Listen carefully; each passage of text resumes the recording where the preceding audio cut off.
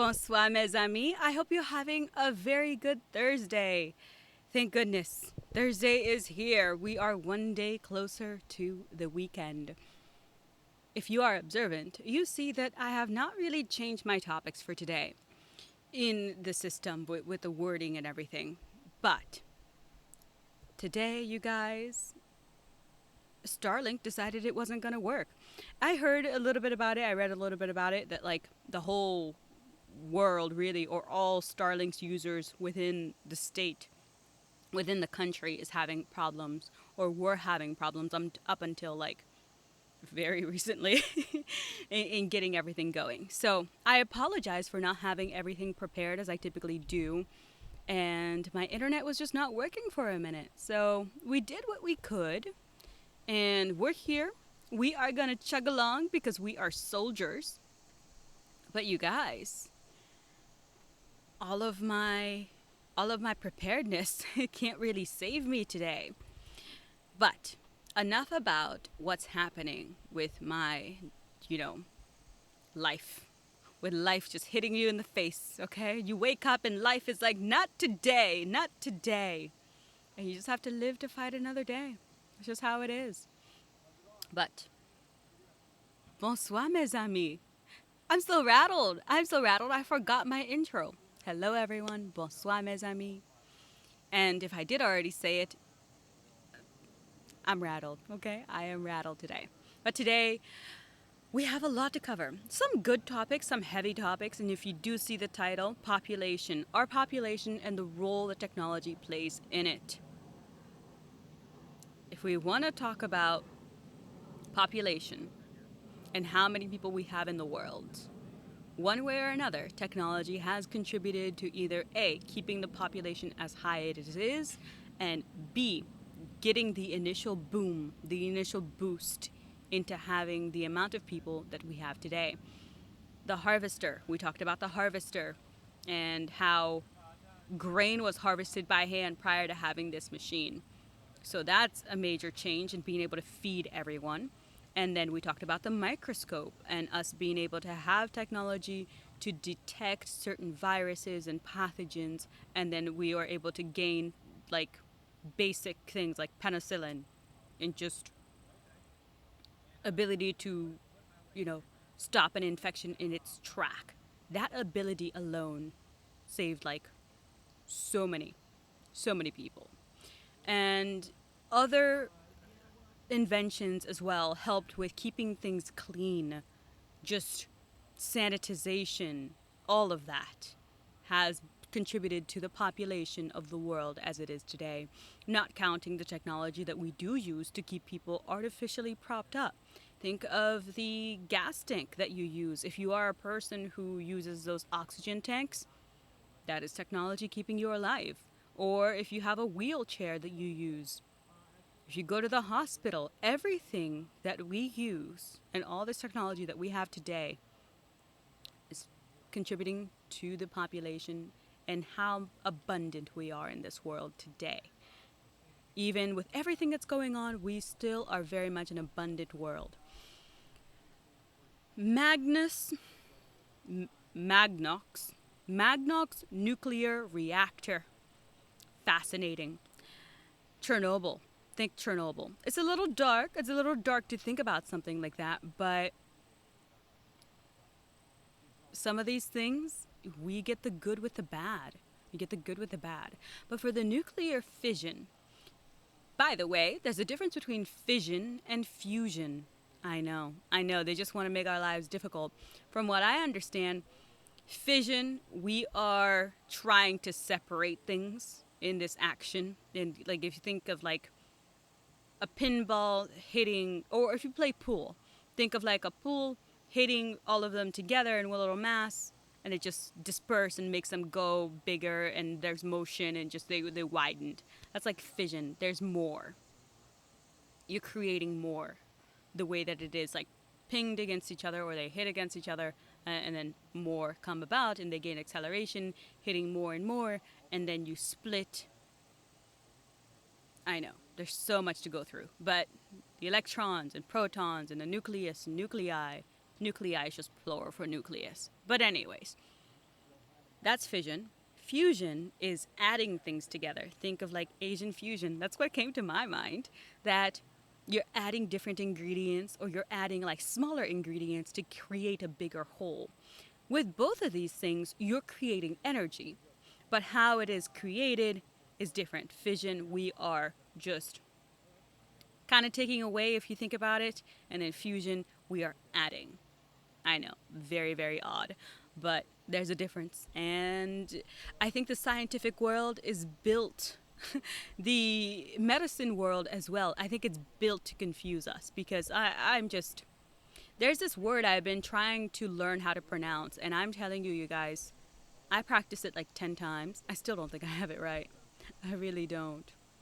But I'm going to go off the cuff today, okay? We are just going to look at these processes in real time.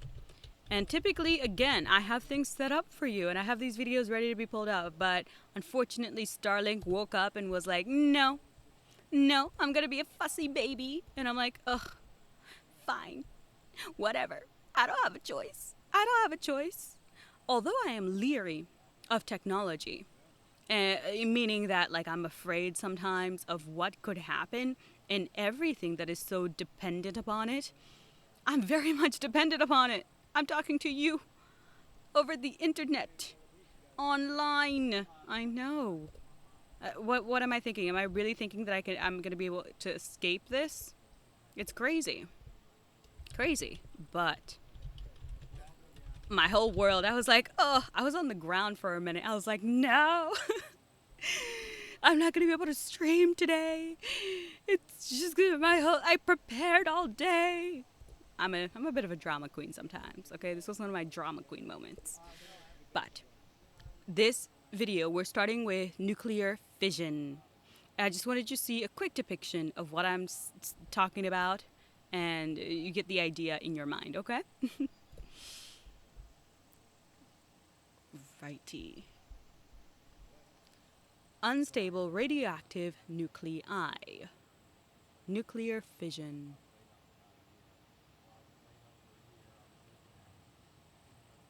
Uranium. There are two different types of uranium. Uranium 238 and then 235. Energy is radiated. Okay, I think it's talk. Nuclei, which occur naturally, sometimes emit strong radiations, especially in isotopes of uranium like uranium-238. I just wanted to see a depiction of it. So, we did a good job. Let me just see for this video.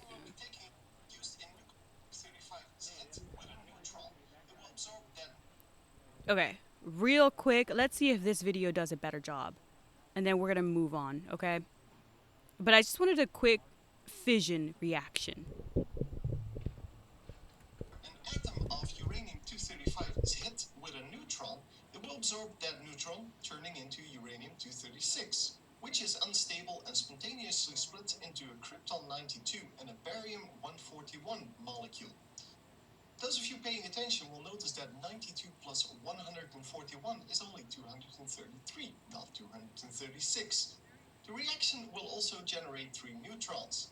This is, by the way, not the only way the uranium-236 atom can split. Consider this an example. If the uranium-235 is sufficiently pure, those 3 neutrons can and will bump into other uranium-235 atoms, creating up to 9 neutrons, which in turn can produce up to 27 neutrons. This exponential growth is what's causing the 235 to be such a dangerous substance. With each of these fusions, or rather with each split of the uranium-236 atom, an amount of energy is released. The amount of energy produced by this fission reaction is described by Albert Einstein's E equals mc squared. For more on this, click the screen now or follow the link in the... Awesome. That video did a much better job of encapsulating what I set out to show you. So I'm really glad that worked out.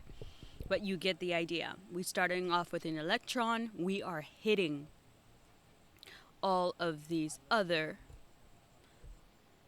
you know, I'm sorry, I'm blanking out on the word. If you know it, put it down below. But we're hitting things against each other and we're getting more energy, and that unstable energy makes more of these things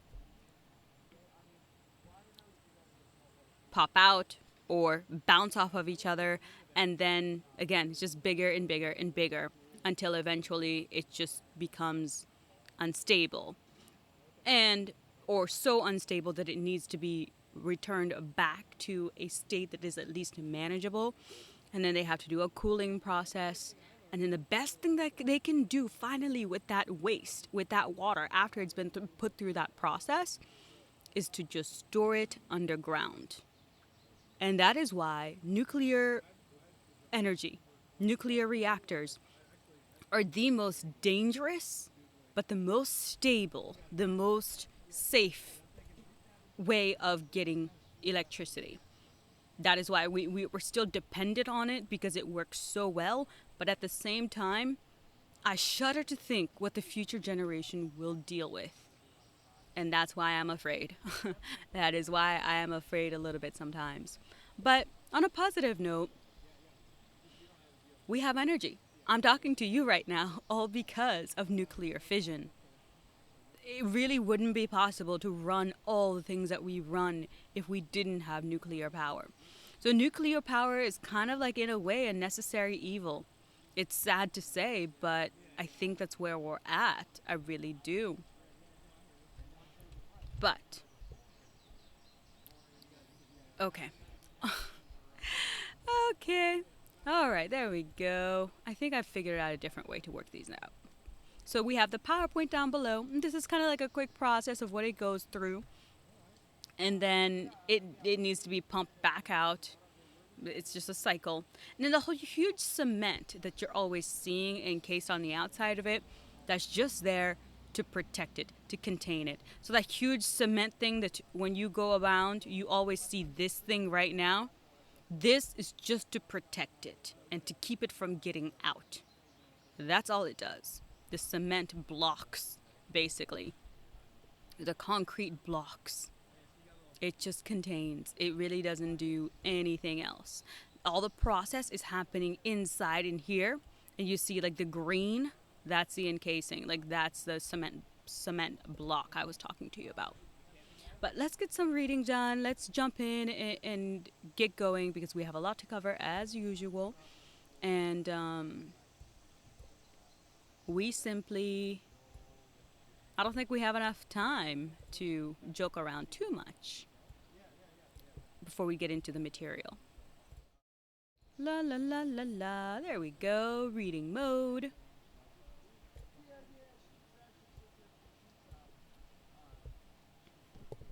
Okay. When the first Magnox nuclear reactor began generating electricity at Calder Hall in England, there were high hopes for the future of nuclear power. But after decades of high profile accidents, culminating in the Fukushima tragedy of 2011, the future of nuclear power has been questioned by many in the developed world. The last decade's relentless rise on oil prices, poor performance of renewable technologies have led several governments to reconsider their decisions to end or scale down their nuclear power programs. The decade after the end of the Second World War presents the most striking contrast. For the first time in history, the entire world had experienced 6 years of total war, pitting the Allies, the US, UK, and USSR against the Axis, Germany, Italy, and Japan. The newsreels of the time show the waves of joyous hysteria that swept in the world in 1945 on Victory Day. It had been won at the cost of around 60 million lives, including an estimated of 150 to 250,000 in casualties. From the atomic bombings of Japan, the atomic age had been born, with the dreadful devastation of Hiroshima and Nagasaki, and presaged a terrible outcome for World War III.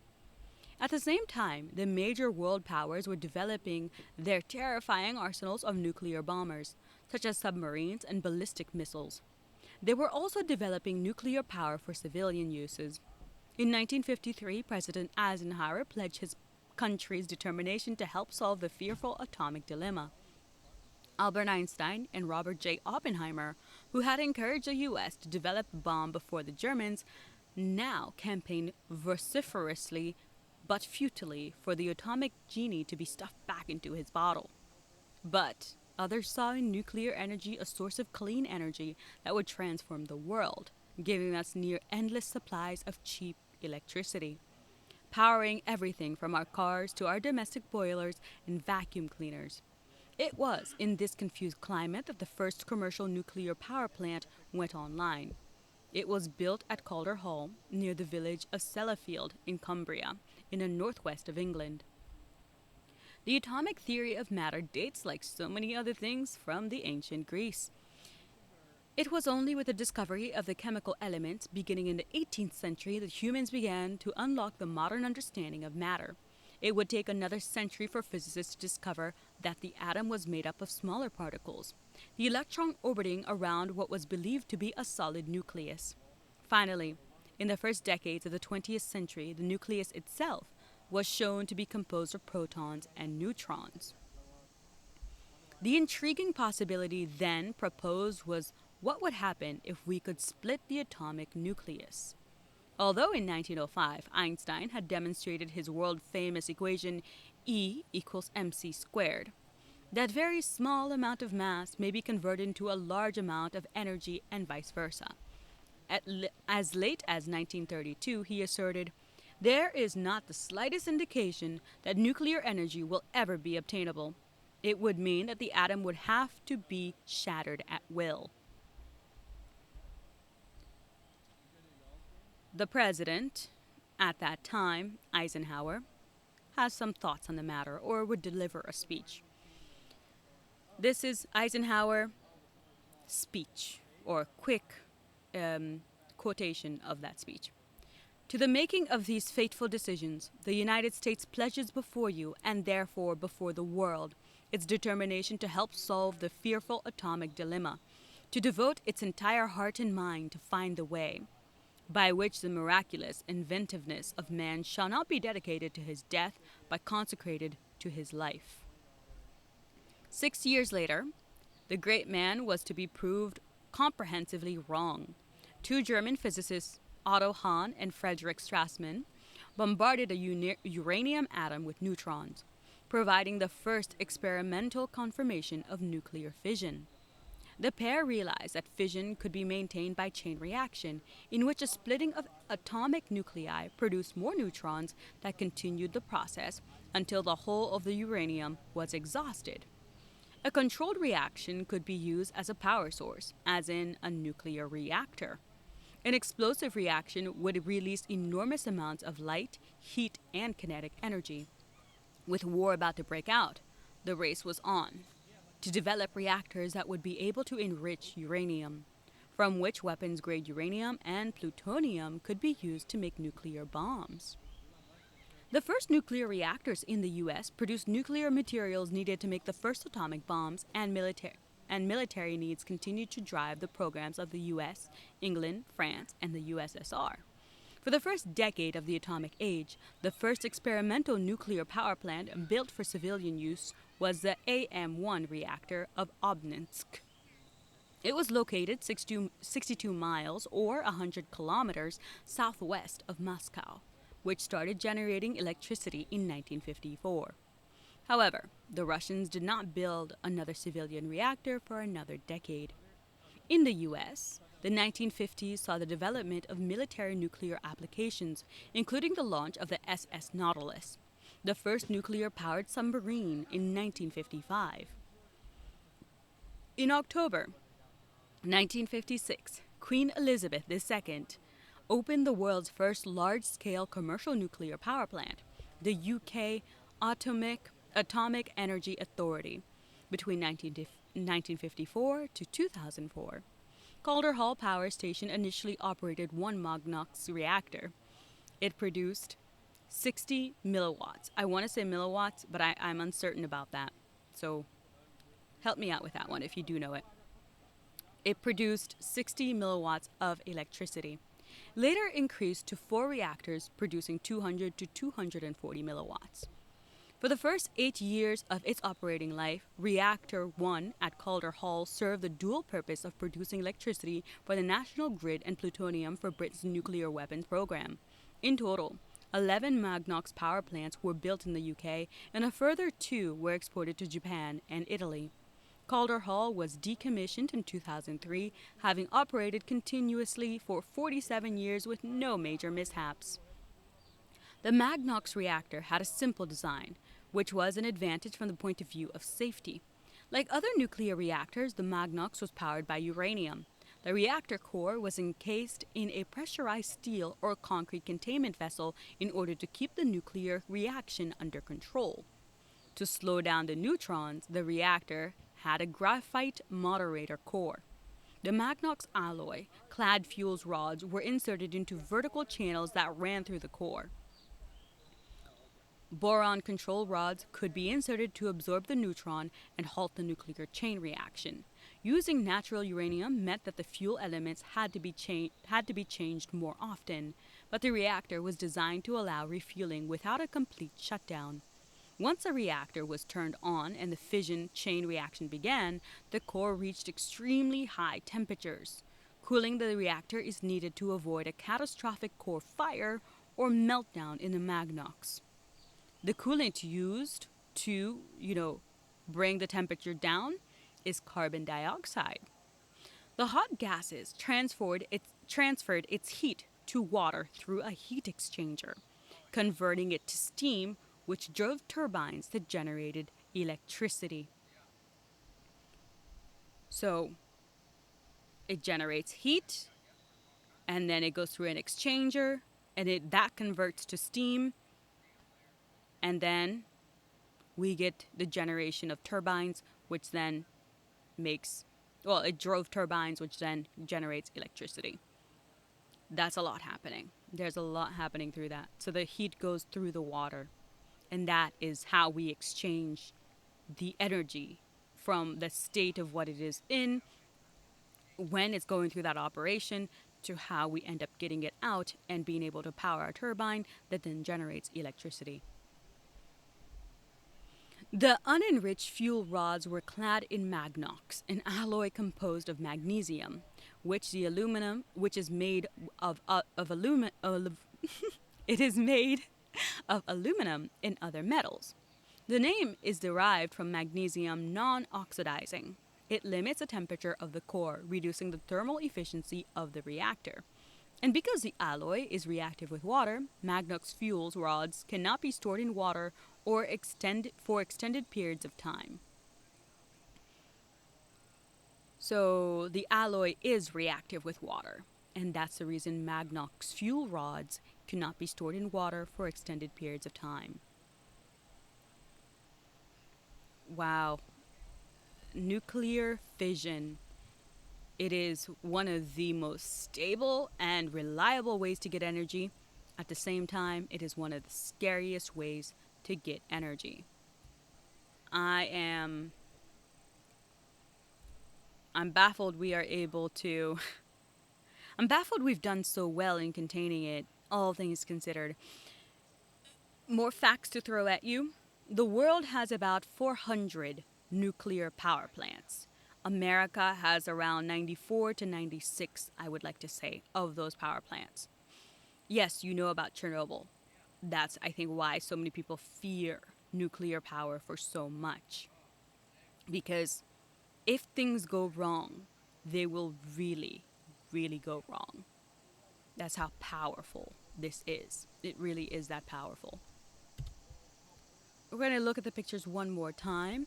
So this is like a panel of what these guys are using to do everything that they need to do.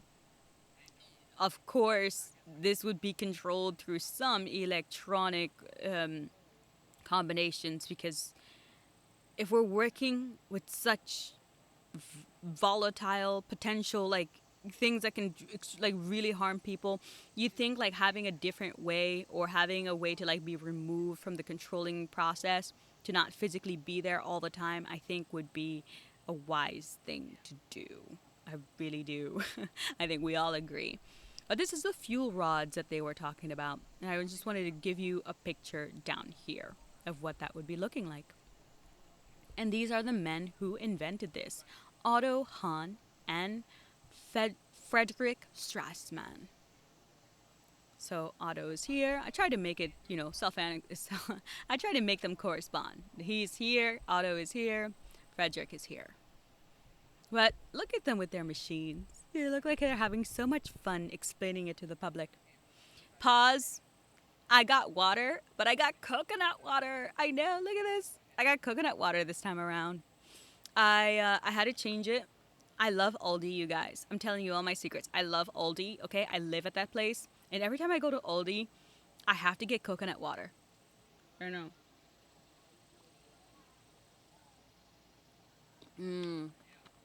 Anybody else obsessed with coconut water? Drop it down below. Let me know. Or if you hate coconuts. If you hate coconuts, what do you mean you hate coconuts? Is it a texture thing? Or is it just like you don't like the taste of coconuts? But the nuclear fission reaction is a process that begins when a neutron or other particle strikes a nucleus. This creates fragments of the original nucleus. It also creates new neutrons that can then collide with other nuclei to cause more nuclear reactions. I think it's a bit redundant. Nu- the nucleus strikes more nucleus, and then we create more nuclei to strike more nucleus. But we have the process exactly down here so we can actually go through it. So we're starting with a neutron. This is uranium 235. We're hitting it with that. This makes energy over here. We have a lighter element over here. But then in this, the other neutron gets pushed out. And it creates 1, 2, 3. And again, we go branching in here, and then it's going to push out neutrons. And so on, so forth. You get the idea, the energy, and that's how the process goes. It goes and gets so hot.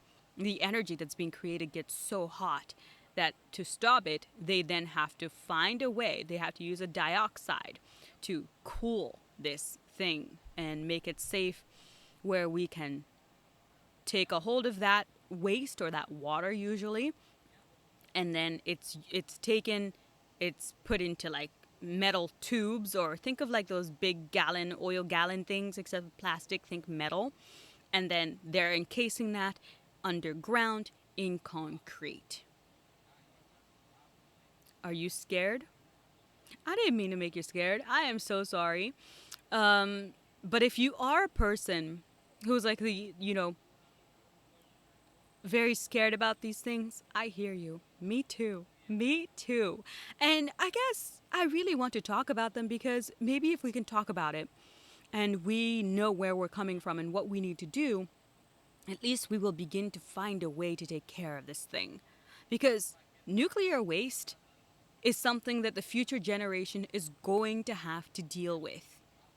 Yes, it's underground, it's under concrete, and it's put in steel drums. But this thing, slowly, this, waste, once it's complete, it is nuclear. Like, you've heard about Chernobyl, you've heard all the bad things that happened. Do I need to say more? The plants, everything it comes in contact with, this waste, it slowly kills everything. And if you were to think about this getting into our water supply, or this getting into our circulation system and getting into our ground and getting into the soil, nothing can grow. Our water is going to be acid rain. I'm trying to not fearmonger too much, but as positive as we have with nuclear, all the energy it's able to give us, and we're having a great time talking right now online, it is also good to consider what the future generation will have to deal with. And this is a problem that I believe we need to begin to find more sustainable solutions for. And I think we can do it. But I think, you know, We have to get to a point where, in a way, our hands are kind of forced, where we have to look at the problem. And I hope that it's not something bad that brings us to this, but we can't be sure. We can't be sure how a solution will come about for this. But for the time being, nuclear reactors, they make me shudder. They make me shudder. And what I'm most afraid of is, like, once this byproduct, once we have the energy, the waste, there's nothing we can do. We have not yet found a solution for how to properly deactivate this radioactiveness. But some of the parts that struck me when I was reading some of this is that Einstein and Oppenheimer, the movie that just came out, you know what? This is great. This is great to look at Oppenheimer real quick while we're here. But the very man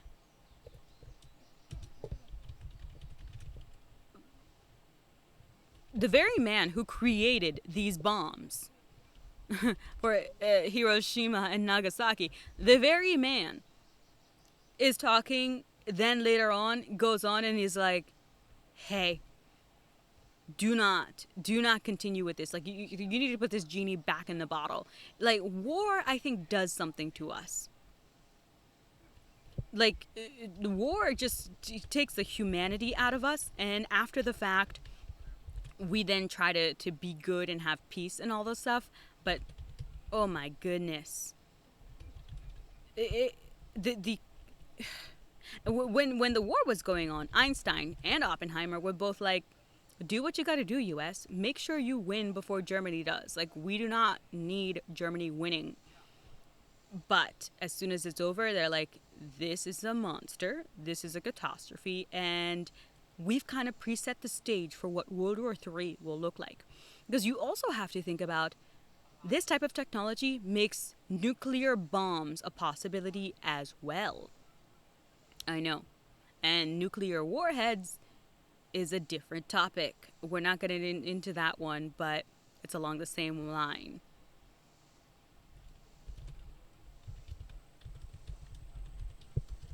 And it's always interesting that if the very person who created the monster is telling you to put the monster down, should we not listen to them? I don't know. Should we not listen to them? I'm not sure. Let's just see this quick clip real quick. Let's see. Just got home from work, excited to relax and watch my favorite show. Ah, you're so funny. You get brownie points, okay? 1,000 points to Cullen. I love it. Thanks for being here.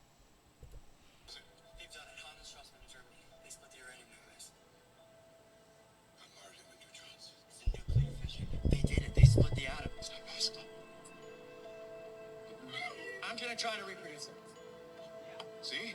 Can't be done. Very elegant. Quite clear. There's just one problem. Where? Next door. Alvarez did it.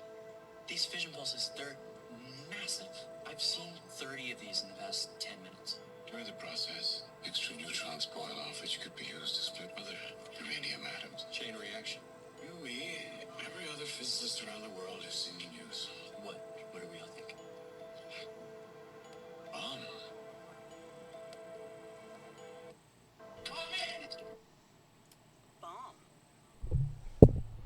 A bomb. Like, but quick movie clip. Cillian Murphy, we all love this dude, okay? We all love this dude. But enough about nuclear fission. We gotta move on. We have more topics. We have things that are more important than nuclear war. You guys, I am so scared I have to laugh about this topic. Because my mind can barely comprehend it. Barely comprehend it. But I'm grateful for being warm. I'm grateful for all the technology we have and for everything that we do have. Yet, we need to come up with a solution. We need to come up with a solution for this problem. And I would do it, except I think My calling is to just talk on the internet and be a cheerleader, okay? I totally would do it. But God has already told me that your job will be to talk on the internet and bring these crazy ideas to people so we all can talk about it and like cry. I'm kidding. Not cry, but like have an opinion and tell me what you think and also like be lively about it. Like Cullen says, hashtag epicworthy is the best. Huh. Let's do just a quick one of a scanner going through some fruit because it looks fun. Let's see what happens. Um, I kind of like this dude, but I don't know. Wait, no. Ugh. You guys, I don't like that Starlink went down. I really don't. This is not my style, and I am not enjoying this of not being 100% in control of my videos. Let's see just a person going through. How does a CT scanner work? We'll just do a quick thing. See what happens. This is what a CT scan looks like in action, but how does it work? When you lie on the motorized table, it moves you into the scanner, which rotates at high speed around you, capturing thousands of images from multiple angles using X-rays. These images are then compiled into a precise 3D image of your body, detailing bones, organs, tissues, and blood vessels that doctors can use to identify diseases or injuries. This is what a CT scan looks like in action, but how does it work? When you lie on the motorized table, it moves you into the scanner, which rotates at high speed around you, capturing thousands of images from multiple angles using X-rays. These images are then compiled into a precise 3D image of your body, detailing bones, organs, tissues, and blood vessels that doctors can use to identify diseases or injuries. This is what a CT scan looks like in action, but how does it work? When you I lie on won't the torture you motorized too table, much. That was enough. That was enough. But you get the idea. This thing, wow. When it first came out, it is described that this scanner was better than having 20 neurologists on hand. That's how revolutionary this was. And even more fun fact about this is that it came about due to radio and it being used first in the music industry and then it was later then moved on into the technology industry. Isn't that odd?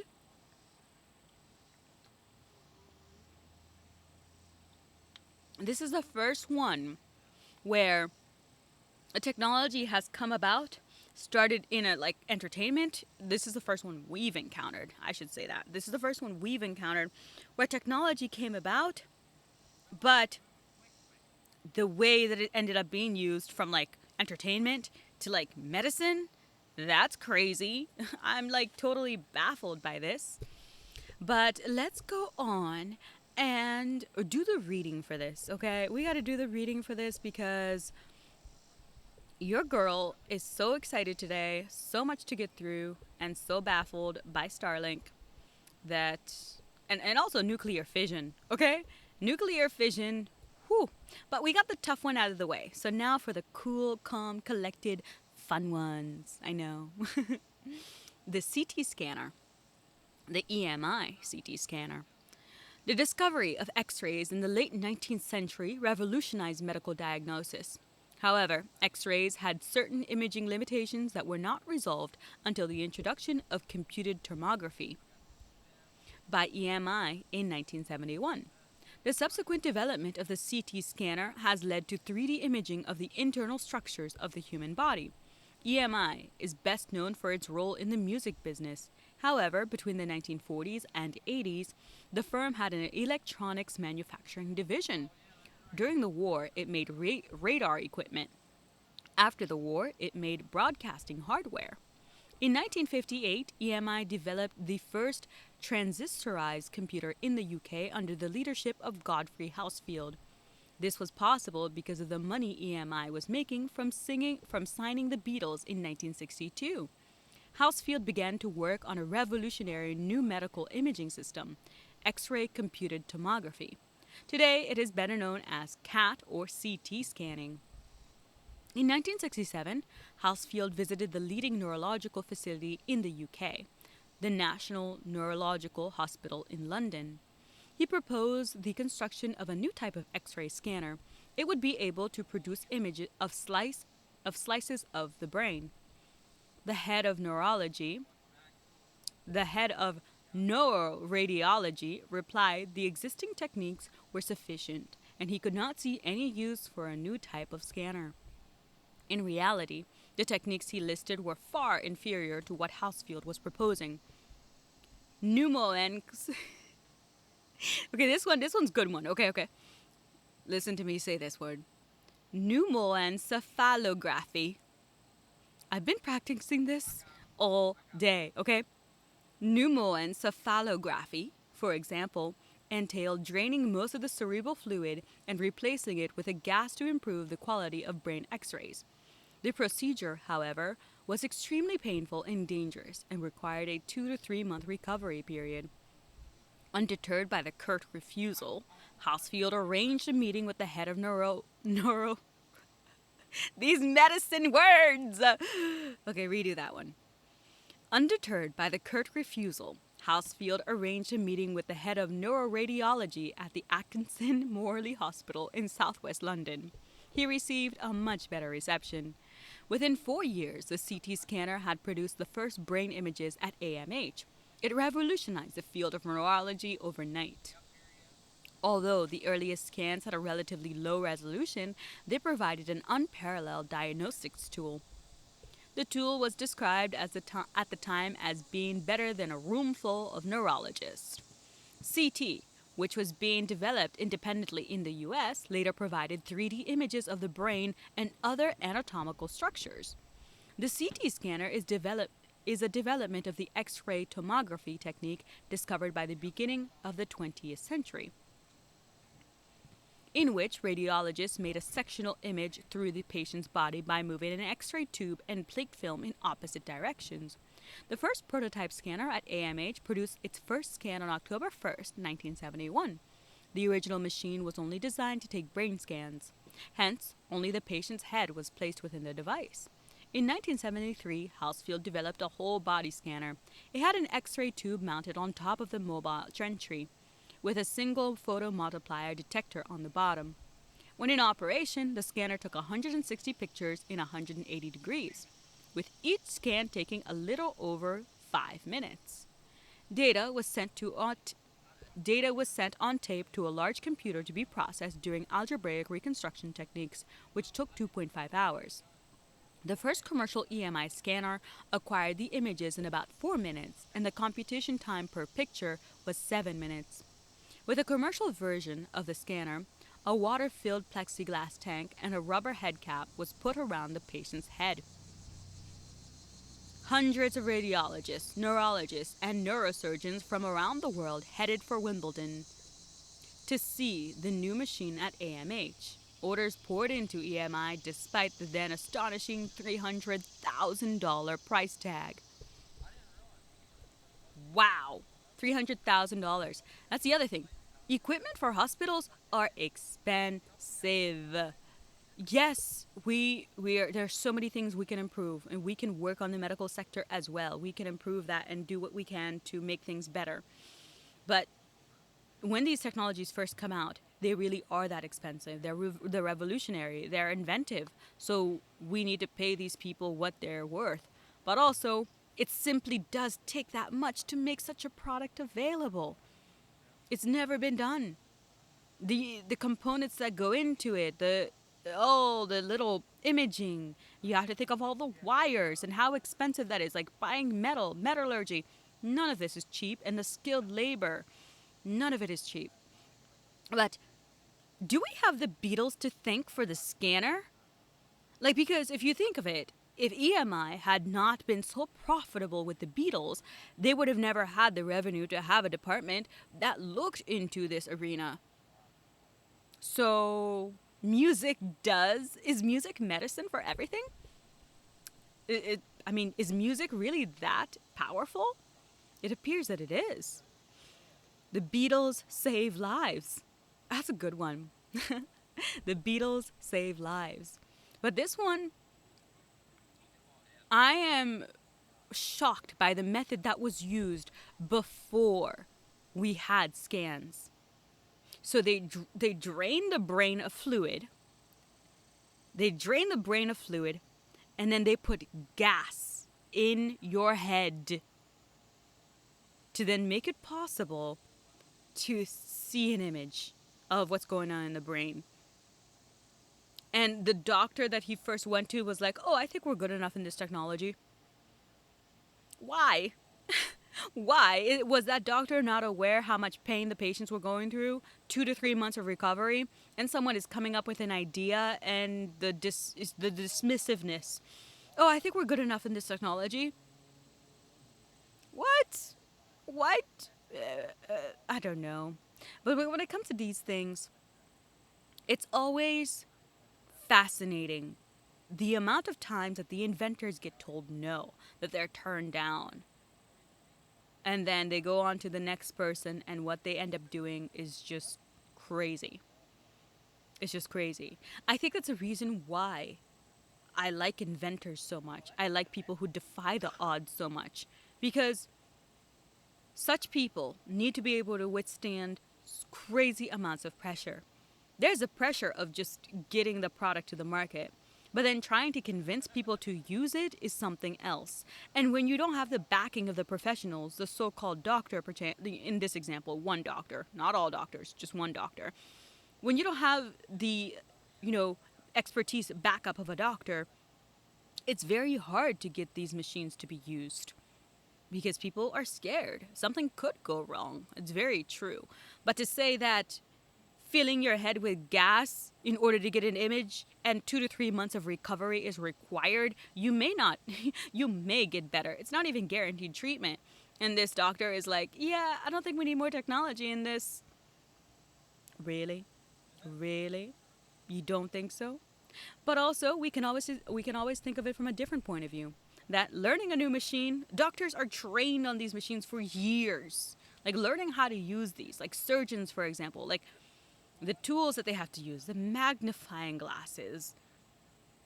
Oh, and then like the sutures, like the things that they have to learn, the minuteness and the attention to detail is just it's insane. It's insane. So I suppose in a way a new technology would kind of threaten this doctor's livelihood in a way. If it's his job to insert that gas in someone's brain and to take the scanning and to drain the brain of fluid, if this new machine comes out, his job is obsolete.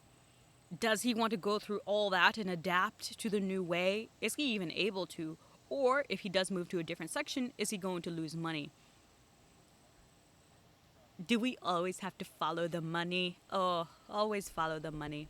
But handsome picture over here of Godfrey Housefield. Just had to show you. You gotta put the inventor with his creation and give him credit and say thank you, because I much prefer a scanner versus having gas put into my brain. Okay, put a yes down below if you agree, okay? Scanner over gas in your brain. I know, it's a no-brainer. Yeah, I know. Look at me over here.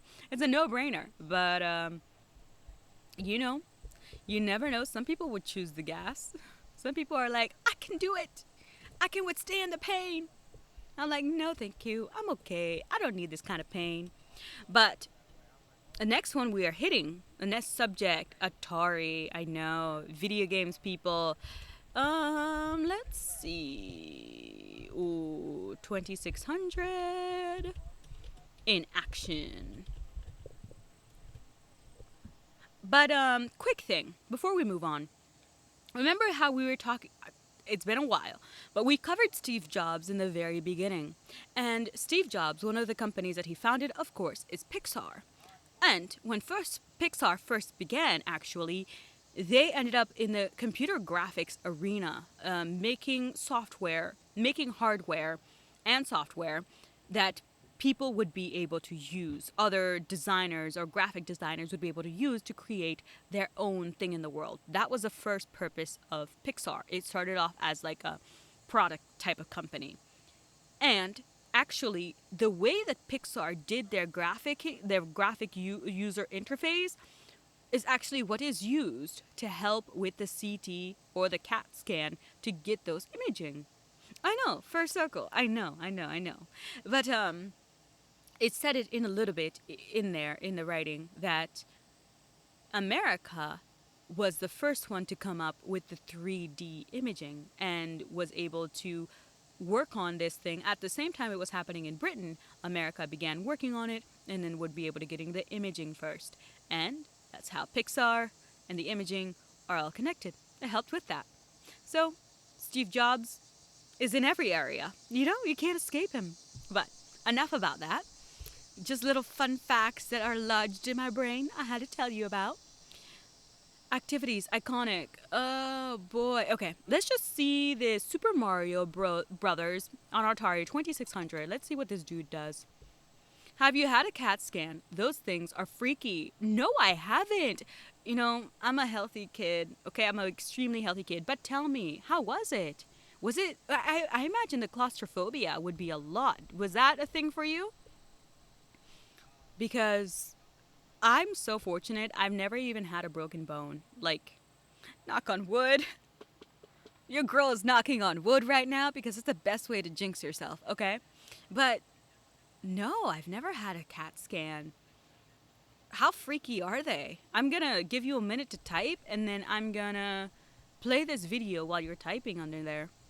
But this is Atari, and we're talking about Atari when it first came out, and then we're talking about, you know, the games that it had at the time versus what was out and why Atari is so revolutionary. You say, I really don't recommend. They injected the contrast into my veins and it all felt warm inside. Okay, so it wasn't painful then. That's good. So you're not claustrophobic. That's good because I've heard that it's enclosed as well. But isn't it? Haven't they now made it clear so people can look out so they're less like stuffy? Oh man, it felt warm. Oh, injected it into your veins. Oh, was it your arm or your leg? What body part was it?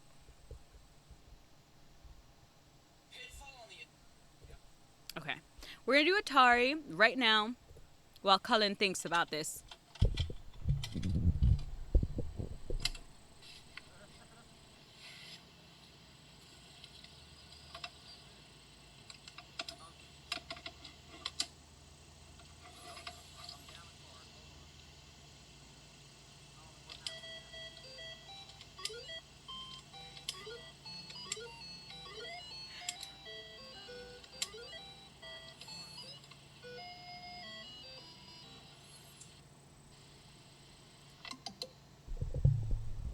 Yeah, it was my arm, but yes, it was claustrophobic too.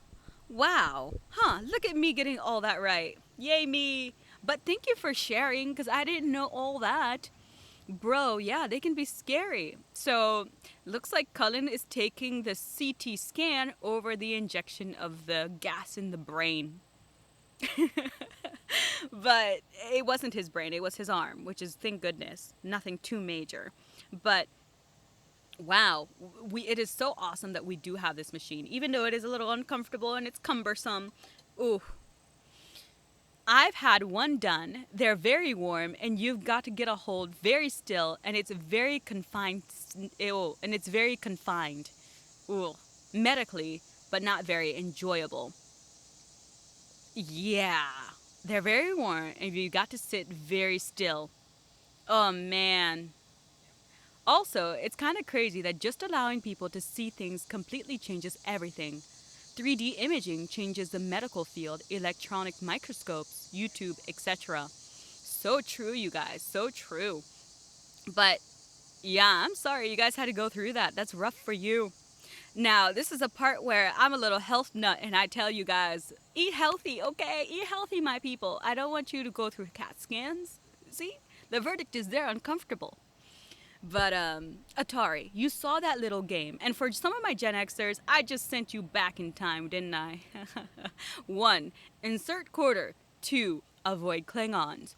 That's another thing about Atari. Again, it came up with the story of Steve Jobs. And today we're having so much fun, you guys. We're just gonna go around, okay? We're just gonna go around and have fun, and whatever happens, happens. But the Atari one and the games, that's so primitive. That game is so primitive. But what I'm impressed by is it still works. Look, you see that demonstration? It still works. We're gonna look at it one more time because it's only a short clip, okay? So just see the viewing while I'm talking about it real quick and pulling up some info.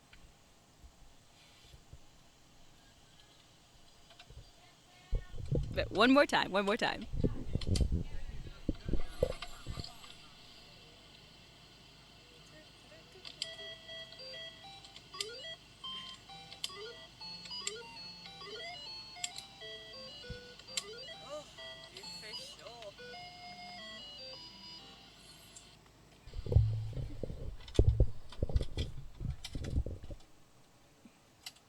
It's so funny, you guys, with the video game thing.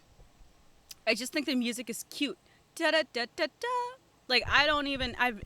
Fun fact about me, I've never played video games. Like, ever. I have no clue how to even hold a. What's it called? Put it down below if you know what it's called. I don't even know what it's called. This is how non tech savvy I am, okay? Blame it on my mother, but maybe it's a good thing too that I never learned to play video games because it means I became a reader. But blame it on my mom. I do not know how to play video games, but it's fun to watch other people play video games. I know there's a whole streaming thing that goes around it, but you guys, the whole thing is just crazy. It's just crazy. But Atari, that little thing that you saw, how it revolutionized everything. The video games that you play, EA Sports. I got that right, okay? I got that right. I don't know what it means. All I know is it exists, okay?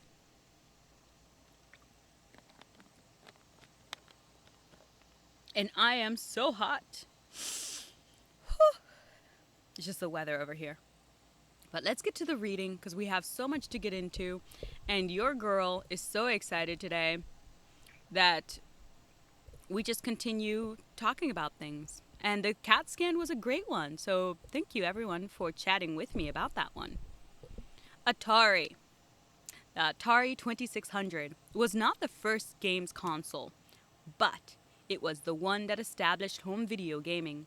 With its introduction, childhood games and toys were changed forever, creating the screen generation. They preferred to stay indoors with their TVs and computers than playing outdoors or going to video arcades. I am from a generation whose toys were, in the author's words, one more thing, in the author's words, I am from a generation whose toys were mostly made of wood, metal, or plastic. Such toys were only interactive if you had a powerful imagination. As we got older, we got electric toys, battery-powered cars, train sets, and race car tracks. But as I and my friends reached our teens and began hanging out in arcades, then still mainly populated by pinball machines, there arrived a new kind of machine, the video arcade game, starting with very simple games such as table tennis. It was not long before machines of increasing sophistication took over, leading to one of the several attempts to convert the arcade formats into consoles for home use. Unfortunately, these early consoles could only play one game. They were usually well behind the latest arcade hit and as a result sold poorly. The R&D team at Atari, which included chip designer May J. Miner, decided to build a multi-game platform that would offer the user maximum flexibility. The VCS video computer system, later renamed the Atari 2600, released in 1977, provided the most advanced audio and graphics of the time. It sold well through the Sears department store in the US, but what it needed was a killer app, a game that would make it the must-have toy of the decade.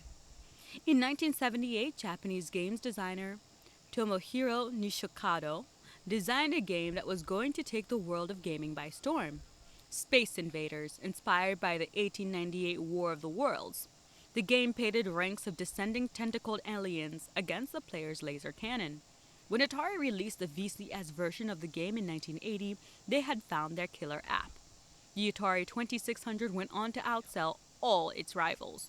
Naturally, its huge success bred complacency and subsequently caused the North American video game crash of 1983. In the earliest models, the console had a row of 6 switches along the top, split into 2 groups, of the 3 by the cartridge port. From left to right, power, BW, or color, TV, difficulty player A, difficulty player B, game select, and reset. The 2 difficulty switches were later moved to the rear, along with the two ports for the I'm sorry, one more time. Along with the 2 ports for the input devices that came with the console. 2 joysticks and 2 paddles and the TV port. The 2600 was packaged with 10 games. Unlike earlier consoles in which the games were stored on internal chips, the Atari system stored games on ROM chips in the cartridges themselves. ROM chips. For my computer people, you know far more than I in this realm. If you tell us something cool, let us know something cool because I'd love your help with this one. When it comes to technology, I need help. I need your help. But these games, revolutionary, and the reason why it's revolutionary is because they could fit 10 games when everyone else was only able to do 1. That is certainly revolutionary in that time. And the reason why they could do this is because of the ROM. And we're going to get into that a little bit later. But this is the creator, the inventor, J. Miner. That's how I want to say his name. And we're sticking with it. Okay, we're sticking with it. This one looks like Pac-Man. Pac-Man! You guys. Pac-Man. I played that on my phone.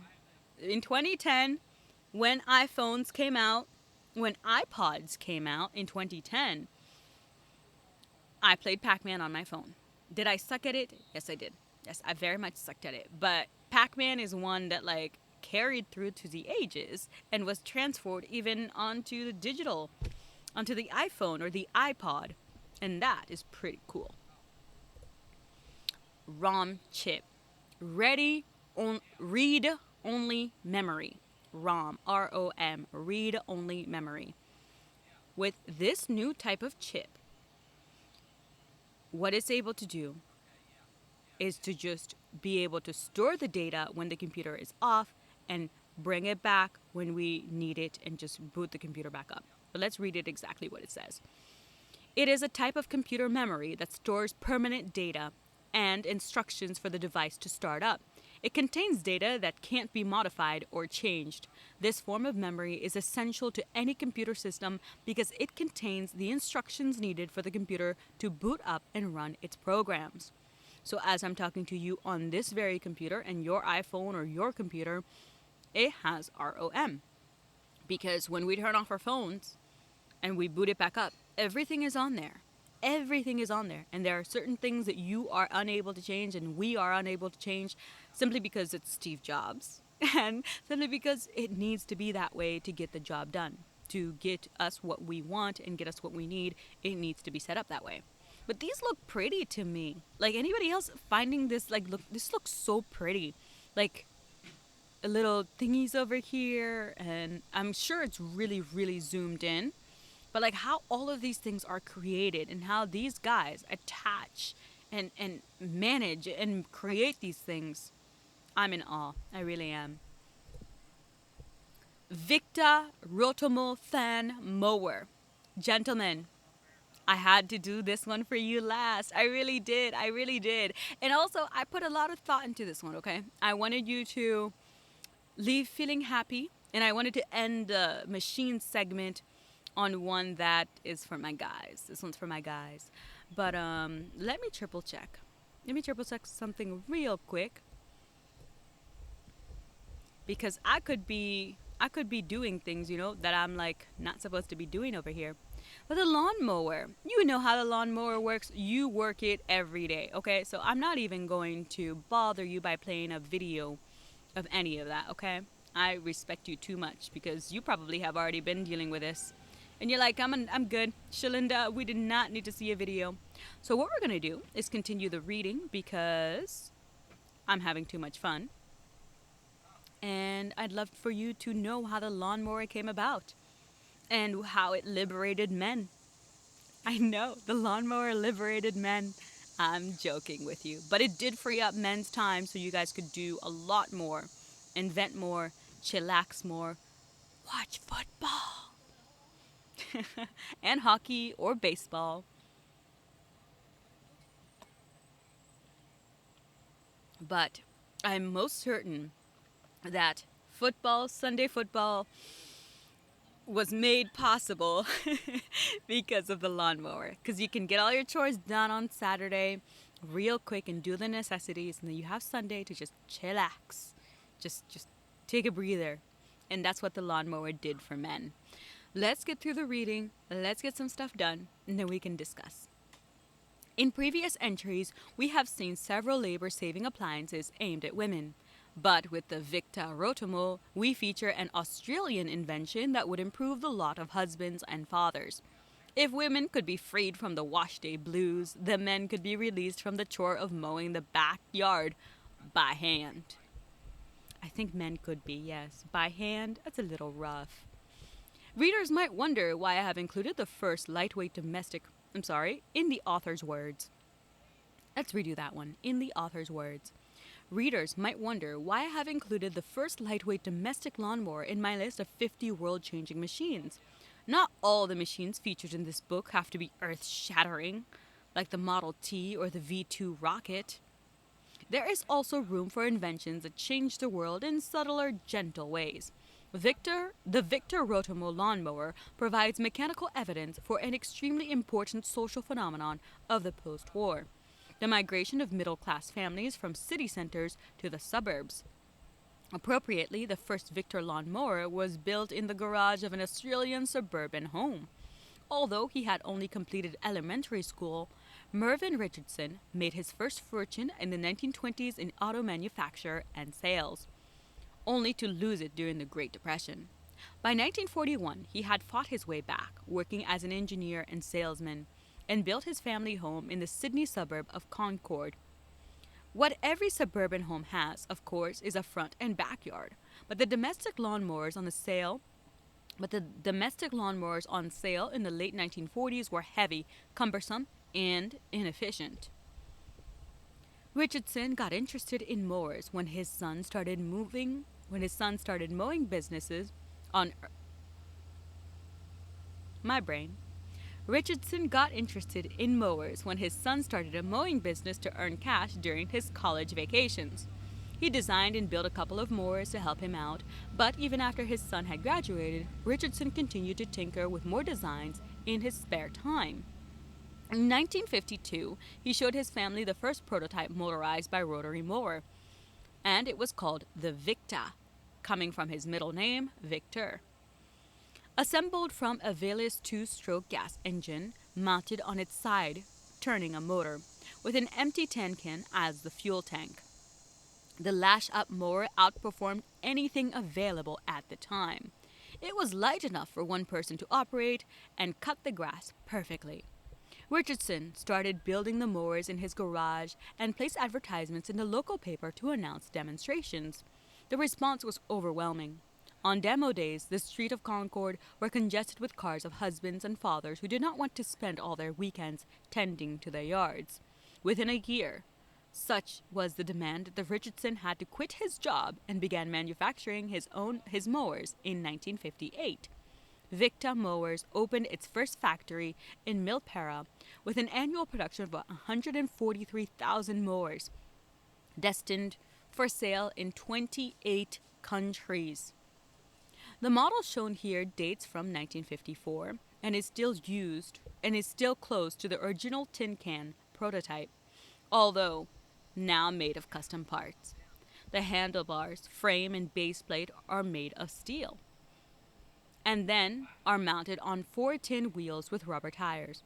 The Victa could tackle most terrains. A Velis 98cc two-stroke gas engine provided the power to the Rotomo. The gas tank was suspended between the handlebars and out of harm's way. A fan was provided to prevent the engine from overheating and stalling. Key features of the Victa Rotomo was fitted with pivoting blades so that if the operator mowed over a rock, the blades would pivot out of harm's way. This ensured a more reliable, consistent cut and prevented damage to the mower. And also, it reduced the vibration that reached the handle because it automatically stopped. And this made it more comfortable and easier for people to get all their grass cut efficient manner without hurting anyone. What I am most impressed by is that the man had really an elementary education. He made a fortune, or he made a good amount of money before the depression hit. Depression hit, he lost everything, and he went back to work, working, engineering, doing what he needed to do to take care of his family, and made more money, or made his money back. And then, in his later years in life, he was able to create something that solved a problem and then made a fortune. I think what I like about this story is that it shows the grit, the stick to itiveness.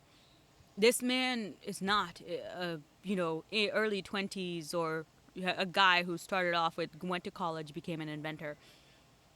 His son started a little thing just to make extra money, and then that's how he ended up trying to help his son out, and then in the process he ended up in this arena.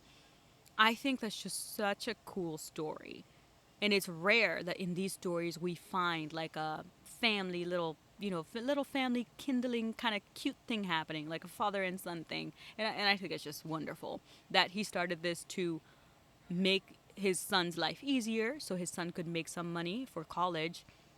And then he ran with it and ended up making something so successful. And that's amazing. And for me, I've used a lawnmower before. I have mowed the lawn. I know. I'm a versatile kind of girl, okay? I learn and I enjoy doing everything and anything.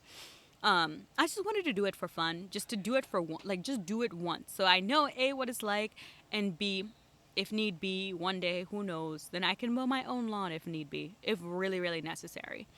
But the yard, when I was mowing it, oh my gosh.